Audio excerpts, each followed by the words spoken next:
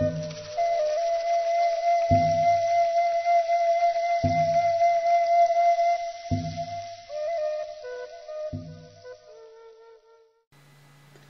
and welcome to part 2 of my Therianthropy and Shamanism video series. Today I want to talk about some of the forms of shifting in the Therian community and how they relate to shamanism, which, you will be surprised to learn, has forms of shifting as well. From the mythical to the actual, and from my own personal experience archives, I'll try to dispel some of the myths and bring to light some of the truths of shifting in the Therian and shamanic perspectives. I'd like to warn you, the next topic is controversial.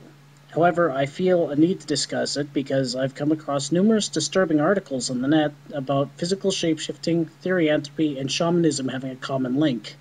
And as always, being a somewhat logical being, I wish to combat these fictional articles with my own personal knowledge.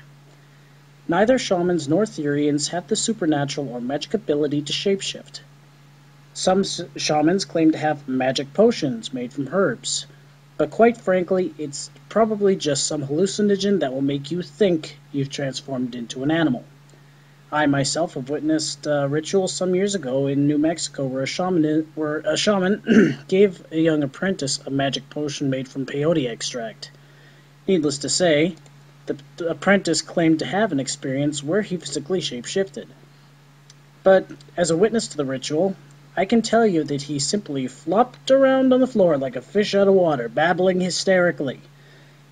And I'm sure that other shamanic practitioners use similar hallucinogens to achieve the mental perception of a physical shapeshift, but it's a far cry from actually shapeshifting. Another thing that I'd like to dispel is the common misconception that rituals or magical rites can make you a pea-shifter. As far as I know, there is no magical ritual that can transform you into an animal. So forget about drinking out of a wolf footprint, stabbing a copper knife into a tree trunk, putting on an animal pelt, or even praying really, really hard. Because it's just not going to happen. Why? Because physical shapeshifting is impossible. It can't be done. Not now, not ever, period. If someone tells you they've discovered the secret to shapeshifting in a physical sense, there's probably a price tag and a great deal of disappointment attached to it. There's been many scams like this in the past, so please, don't give in to them. Now that unpleasantness is behind us, let's take a look into mental or M-shifting among shamans and Therians. Now here's something that'll shock you. Both shamans and Therians can shift their mentality into that of an animal. However, there's obviously some differences here. After all, just because you're a shaman doesn't mean that you're a Therian and vice versa. For example, the type of shifting is different for the two parties. For a Therian, it's seen as in many cultures as a form of totemic possession. Some even view it as an evil omen. But for a Therian, a mental shift is, for at least the most part, an enjoyable but sometimes inconvenient experience in which their mental state simply switches over from human to animal. For a Therian, this process is natural. It happens the same way as any other bodily function. However, to a shaman, the mental shift is forced through ritual or, again, hallucinogens. Another difference when it comes to these two types of M shifts is the fact that other than through a cameo shift or through multiple stereotypes, a Therian cannot shift into another type of animal.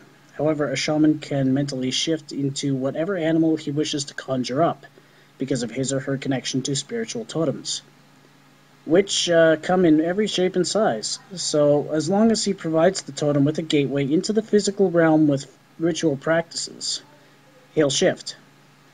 I'm under the school of thought, however, that hallucinogens only cloud the mind to the spiritual realm, so I won't get into that. I do, however, welcome any kind of response regarding your personal experiences with hallucinogens and mental shifting, if you care or feel free to share them with me.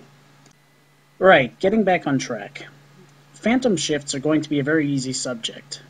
Therians can often feel phantom ears, fur, claws, muzzles, beaks, tails, and so forth. This comes from the belief that the inner animal is manifesting in a phantom or a spiritual sense. Non-Therian shamans, they do not experience phantom shifts. That is all. The last type of shifting that I'll cover here is dream shifting. Dream shifts can happen in both Therians and non-Therians, so really, the thought of a non-Therian shaman having a dream shift is really not that special.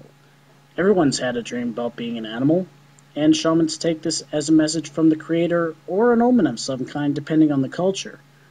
Dream shifting for Therians is an enjoyable experience because we get to spend some time in the body of our Theriotype. But again, it's not exclusive to either one of these groups. It's an experience that many, if not everybody, has had at least once in their lifetimes. Well, I suppose that wraps up pretty much all I have to say on this topic, so hopefully you've found this video either educational or at least somewhat entertaining. Thanks for watching.